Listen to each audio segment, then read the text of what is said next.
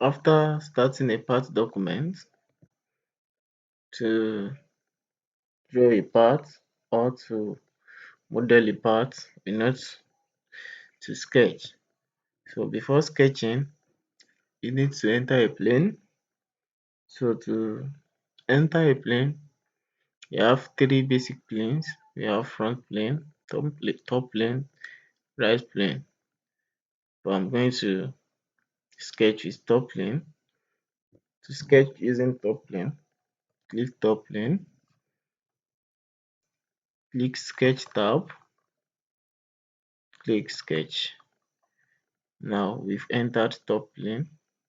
To know that, you have exit sketch icon here and delete sketch icon here. That means we are in a sketch plane, or you have exit sketch being shaded here. And also, if you check this side, you have sketch under this border.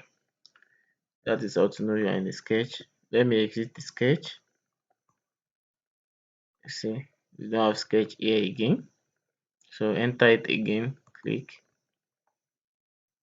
sketch. That's how to enter sketch. Another way of entering sketch is click, we have option and enter sketch. So now we've entered sketch. That's how to enter sketch. Thank you.